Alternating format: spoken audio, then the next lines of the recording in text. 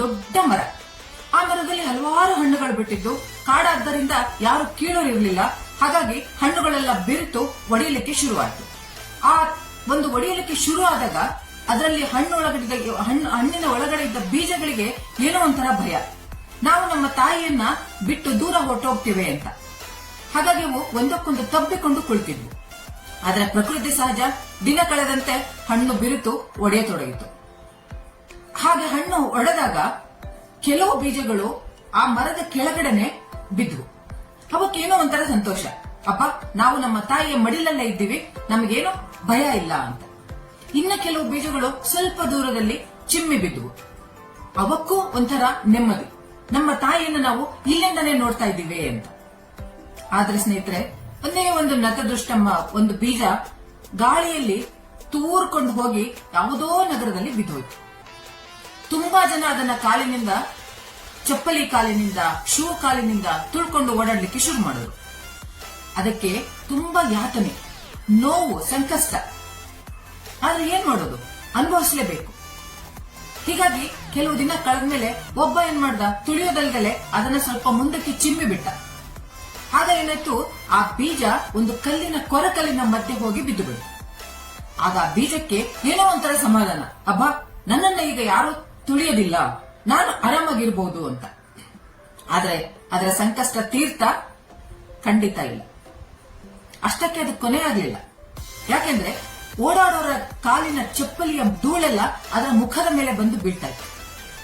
ಎಂತಹ ಅವಮಾನ, ಎಂತಹ ಯಾತನೆ. ಯಾಕೆಂದ್ರೆ ಅಷ್ಟು ದೊಡ್ಡ ಕಾಡಿನಲ್ಲಿ ರಾಜನಂತಿದ್ದ ಆ ಮರದ ಬೀಜಗಳು ಇಲ್ಲೆಲ್ಲೋ ಬಂದು ಯಾರತ್ರನೋ ಕಾಲಿಂದ ತುಳಿಸ್ಕೋಬೇಕು, ಇನ್ಯಾರ್ದೋ ಕಾಲಿನ ಚಪ್ಪಲಿಯ ಧೂಳು ಮುಖದ ಮೇಲೆ ಬೀಳ್ತಿದೆ ಅಂದ್ರೆ ಎಷ್ಟು ಅವಮಾನ, ಎಷ್ಟು ಯಾತನೆ, ಎಷ್ಟು ಒಂದು ನೋವು ಅಲ್ವಾ.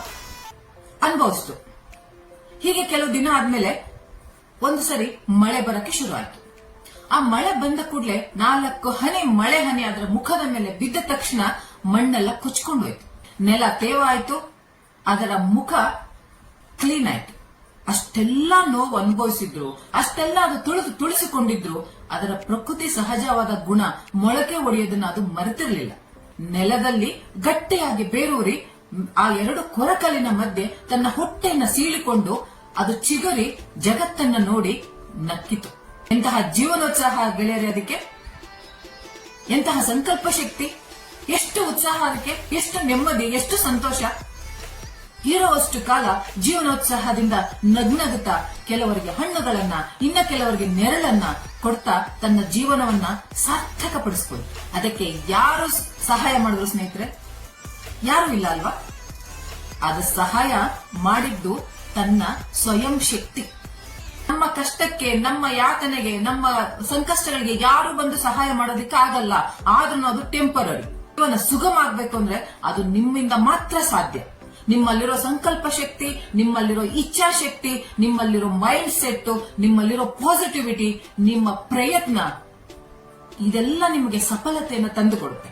ಆ ಒಂದು ಸಂಕಲ್ಪ ಶಕ್ತಿಯನ್ನ ಒಟ್ಟುಗೂಡಿಸಿಕೊಂಡು ನೀವೆಲ್ಲೇ ಇರಿ, ನೀವೇನೇ ಆಗಿರಿ, ಈ ಕ್ಷಣದಿಂದನೇ ನಿಮ್ಮ ಸಾಧನೆಯತ್ತ ನೀವು ಮುಖ ಮಾಡಿ.